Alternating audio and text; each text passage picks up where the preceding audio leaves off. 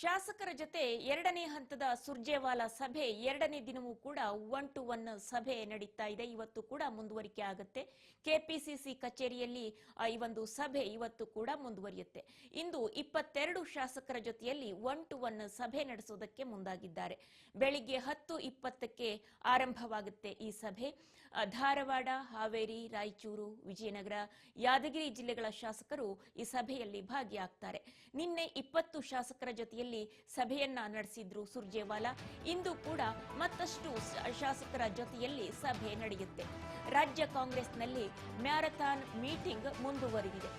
ಅಸಮಾಧಾನವನ್ನ ತಣಿಸೋದಕ್ಕೆ ಉಸ್ತುವಾರಿ ಸರಣಿ ಸಭೆಯನ್ನ ನಡೆಸೋದಕ್ಕೆ ಮುಂದಾಗಿದ್ದಾರೆ. ರಾಜ್ಯ ಕಾಂಗ್ರೆಸ್ನಲ್ಲಿ ಏನು ಮ್ಯಾರಥಾನ್ ಮೀಟಿಂಗ್ ನಡೀತಾ ಇದೆ, ಇದು ನಿನ್ನೆ ಮಾತ್ರ ಪ್ರಾರಂಭ ಆಗಿರೋದಲ್ಲ, ಕಳೆದ ವಾರವೇ ಪ್ರಾರಂಭ ಆಯಿತು. 3 ದಿನಗಳ ಕಾಲ ಸುಮಾರು 60ಕ್ಕೂ ಹೆಚ್ಚು ಶಾಸಕರನ್ನ ಮಾತನಾಡಿಸಿದ್ರು, 1-to-1 ಸಭೆಯನ್ನ ನಡೆಸಿದ್ರು. ಈಗ ಎರಡನೇ ಹಂತದಲ್ಲಿ ಮತ್ತೆ ಒಂದಷ್ಟು ಶಾಸಕರ ಜೊತೆಯಲ್ಲಿ ಮೀಟಿಂಗ್ ಅನ್ನ ಹಮ್ಮಿಕೊಂಡಿದ್ದಾರೆ. ಅದು 3 ದಿನಗಳ ಮೀಟಿಂಗ್. ನಿನ್ನೆ, ಇವತ್ತು ಮತ್ತು ನಾಳೆ ಕೂಡ ಇರುತ್ತೆ. ನಾಳೆ ಮೀಟಿಂಗ್ ಅನ್ನ ಮುಗಿಸ್ಬಿಟ್ಟು ಸುರ್ಜೇವಾಲಾ ಅವರು ಮತ್ತೆ ವಾಪಸ್ ದೆಹಲಿಗೆ ಹೋಗ್ತಾರೆ. ಒಟ್ಟಾರೆಯಾಗಿ ಇದೊಂದು ಮ್ಯಾರಥಾನ್ ಮೀಟಿಂಗ್. ಕಾಂಗ್ರೆಸ್ ಪಾಳೆಯದಲ್ಲಿ, ರಾಜ್ಯ ಕಾಂಗ್ರೆಸ್ ಪಾಳೆಯದಲ್ಲಿ ಎದ್ದಿರುವ ಅಸಮಾಧಾನವನ್ನ ತಣಿಸೋದಕ್ಕೆ ರಾಜ್ಯ ಉಸ್ತುವಾರಿ ಸುರ್ಜೇವಾಲಾ ಸರಣಿ ಸಭೆಗಳನ್ನ ನಡೆಸ್ತಾ ಇದ್ದಾರೆ. 1-to-1 ಮೀಟಿಂಗ್ ಅನ್ನ ಮಾಡ್ತಾ ಇದ್ದಾರೆ. ಅವರ ಅಹವಾಲುಗಳು ಏನು ಅಂತ ಕೇಳಿ ಅವರನ್ನ ಸಮಾಧಾನ ಪಡಿಸ್ತೀನಿ ಅಂತ ಮುಂದಾಗಿದ್ದಾರೆ. ಹಾಗೇನೆ ಶಾಸಕರು ಏನು ಓಪನ್ ಆಗಿ ಸ್ಟೇಟ್ಮೆಂಟ್ ಕೊಡುವಂತದ್ದು, ಅಸಮಾಧಾನವನ್ನ ವ್ಯಕ್ತಪಡಿಸುವಂತದ್ದು ಮಾಡ್ತಾ ಇದ್ರು. ನಮ್ಮ ಸಚಿವರುಗಳು ನಾವು 700-800 ಕಿಲೋಮೀಟರ್ ದೂರದಿಂದ, ಗಡಿ ಭಾಗದಿಂದ ಬರ್ತೀವಿ ಸಚಿವರನ್ನ ಮೀಟ್ ಮಾಡೋದಕ್ಕೆ, ನಮ್ಮ ಕ್ಷೇತ್ರದ ದೂರುಗಳನ್ನ ಹೇಳ್ಕೊಳ್ಳೋದಕ್ಕೆ, ನಮ್ಮ ಕ್ಷೇತ್ರಕ್ಕೆ ಆಗಬೇಕಾಗಿರುವಂತಹ ಕಾರ್ಯಗಳ ಬಗ್ಗೆ ಹೇಳೋದಕ್ಕೆ ಬರ್ತೀವಿ. ಆದ್ರೆ ನಮಗೆ ಇಲ್ಲಿ ಸಚಿವರು ಮಾತ್ರ ಸಿಗ್ತಾ ಇಲ್ಲ, ನಮಗೆ ಅನುದಾನಗಳ ಕೊರತೆ ಉಂಟಾಗಿದೆ, ಅಭಿವೃದ್ಧಿ ಆಗ್ತಾ ಇಲ್ಲ, ಈ ರೀತಿಯಾಗಿ ಸಾಲು ಸಾಲು ದೂರುಗಳನ್ನ ಇಟ್ಕೊಂಡು ಬಹಿರಂಗವಾಗಿ ಹೇಳಿಕೆಯನ್ನ ಕೂಡ ಕೊಡೋದಕ್ಕೆ ಶುರು ಮಾಡಿದ್ರು. ಹಾಗಾಗಿ ಇದು ಎಲ್ಲೋ ಪಕ್ಷಕ್ಕೆ ಧಕ್ಕೆ ಆಗುತ್ತೆ, ಪಕ್ಷದ ಇಮೇಜ್ಗೆ ತೊಂದರೆ ಆಗುತ್ತೆ ಅನ್ನುವಂತಹ ದೃಷ್ಟಿಯಿಂದ ಹೈಕಮಾಂಡ್ ಈ ಒಂದು ಅಸಮಾಧಾನವನ್ನ ತಣಿಸೋದಕ್ಕೆ ಮುಂದಾಗಿದೆ.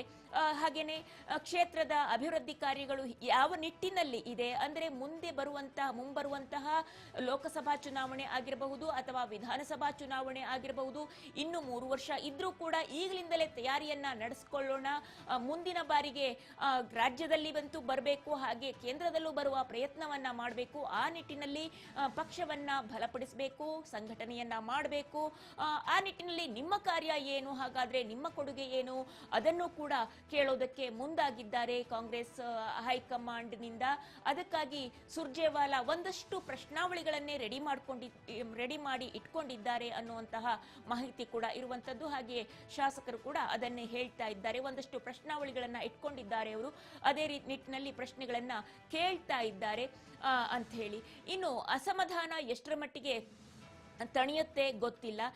ಆದ್ರೆ ಒಂದಂತೂ ಸತ್ಯ, ಇವರ ಅಸಮಾಧಾನಗಳು ಏನೇ ಇರಲಿ ಅಥವಾ ಅವರ ಏನು ಕ್ಷೇತ್ರದಲ್ಲಿ ಸಂಘಟನೆ ಕಾರ್ಯ ಯಾವ ನಿಟ್ಟಿನಲ್ಲೇ ಇರಲಿ, ಆದರೆ ರಾಜ್ಯದ ಜನತೆಗೆ ಇದರಿಂದ ಪ್ರಯೋಜನ ಏನು ಅನ್ನುವಂಥದ್ದು. ಈಗ ನೋಡಿ, ರಾಜ್ಯದ ಜನತೆಗೆ ಸರ್ಕಾರ ಅಭಿವೃದ್ಧಿ ಕಾರ್ಯಗಳನ್ನ ಕೈಗೊಂಡ್ರೆ, ಜನರಿಗೆ ಅನುಕೂಲವಾಗುವಂತಹ ಕಲ್ಯಾಣ ಯೋಜನೆಗಳನ್ನ ಕೈಗೊಂಡ್ರೆ ಅದು ಜನರಿಗೆ ಅನುಕೂಲವಾಗುವಂಥದ್ದು.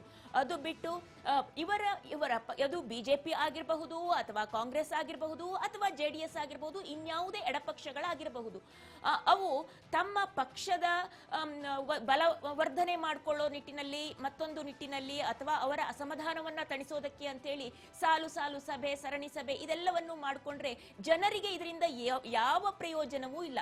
ಜನರಿಗೆ ಬೇಕಾಗಿರುವಂತದ್ದು ಸರ್ಕಾರ ಸುಭದ್ರವಾಗಿರಬೇಕು, ಸರ್ಕಾರ ಜನಪರವಾದ ಕಾರ್ಯಗಳನ್ನ ಕೈಗೊಳ್ಳಬೇಕು, ಅಭಿವೃದ್ಧಿ ಕಾರ್ಯಗಳನ್ನ ಕೈಗೊಳ್ಳಬೇಕು, ಭ್ರಷ್ಟಾಚಾರ ಹಗರಣಗಳು ನಡೀಬಾರದು, ಜನರಿಗೆ ತಲುಪಬೇಕಾದ ಯೋಜನೆಗಳನ್ನ ಜನರಿಗೆ ತಲುಪಿಸಬೇಕು.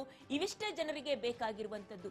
ಈ ನಿಟ್ಟಿನಲ್ಲಿ ಸರ್ಕಾರ ಹೇಗೆ ಕೆಲಸವನ್ನ ಮಾಡ್ತಾ ಇದೆ ಅನ್ನುವಂಥದ್ದು ದೊಡ್ಡ ಪ್ರಶ್ನೆ. ಯಾಕೆಂದ್ರೆ ಇತ್ತೀಚಿನ ದಿನಗಳಲ್ಲಿ ತಾವು ಗಮನಿಸ್ತಾ ಇರುವಂತೆ ಸರಣಿ ಆಪಾದನೆಗಳನ್ನ ಅವರ ಪಕ್ಷದ ಶಾಸಕರುಗಳೇ ಮಾಡ್ತಾ ಇದ್ದಾರೆ. ಏನು ವಸತಿ ಇಲಾಖೆಯಲ್ಲಿ ಹಗರಣ ಆಗಿರಬಹುದು, ವಾಲ್ಮೀಕಿ ಇಲಾಖೆಯಲ್ಲಿ ಹಗರಣ ಭ್ರಷ್ಟಾಚಾರ ಆಗಿರಬಹುದು, ಹೀಗೆ ಬೇರೆ ಬೇರೆ ಇಲಾಖೆಗಳಲ್ಲಿ ನಡೀತಾ ಇರುವಂತಹ ಭ್ರಷ್ಟಾಚಾರಗಳು ಎಲ್ಲವನ್ನೂ ಕೂಡ ತೆರೆದಿಡ್ತಾ ಇದ್ದಾರೆ. ಇನ್ನು ನಮ್ಮ ನಾಯಕರು ಮುಖ್ಯಮಂತ್ರಿ ಪಟ್ಟ ಯಾರಿಗೆ ಬೇಕು ಅನ್ನುವ ನಿಟ್ಟಿನಲ್ಲಿ ತಮ್ಮ ತಮ್ಮ ಬಣಗಳನ್ನ ಸೃಷ್ಟಿ ಮಾಡಿಕೊಂಡು ತಮ್ಮ ಅನುಯಾಯಿಗಳನ್ನ ಕಟ್ಕೊಂಡು ತಮಗೆ ಎಷ್ಟು ಸಪೋರ್ಟ್ ಇದೆ ಅನ್ನುವ ಬಲ ಪ್ರದರ್ಶನವನ್ನ ಮಾಡೋ ನಿಟ್ಟಿನಲ್ಲಿ ಮತ್ತು ಮುಗುಮ್ಮಾಗಿಯೇ ಒಬ್ಬರಿಗೊಬ್ಬರು ಗುದ್ದು ಕೊಡುವಂತಹ ಒಂದು ಕಾರ್ಯವನ್ನ ಕೈಗೊಳ್ತಾ ಇದ್ದಾರೆ. ನಾನು ಯಾವುದಕ್ಕೂ ಕಮ್ಮಿ ಇಲ್ಲ, ನನ್ನನ್ನ ಎದುರು ಹಾಕೊಂಡ್ರೆ ಪಕ್ಷದಲ್ಲಿ ನಿಮಗೆ ತೊಂದರೆ ಆಗಬಹುದು ಅನ್ನುವ ಮೆಸೇಜ್ ಅನ್ನ ಹೈಕಮಾಂಡ್ಗೂ ಕೊಡ್ತಾ ಹಾಗೆಯೇ ತಮ್ಮ ಪಕ್ಷದ ಜನರಿಗೂ ಕೊಡುವಂತಹ ಕೆಲಸವನ್ನ ಮಾಡ್ತಾ ಇದ್ದಾರೆ. ಖಂಡಿತವಾಗಿಯೂ ಇದರಿಂದ ಜನರಿಗೆ ಯಾವ ಲಾಭವೂ ಕೂಡ ಆಗೋದಿಲ್ಲ ಅನ್ನೋದಂತೂ ಸತ್ಯ.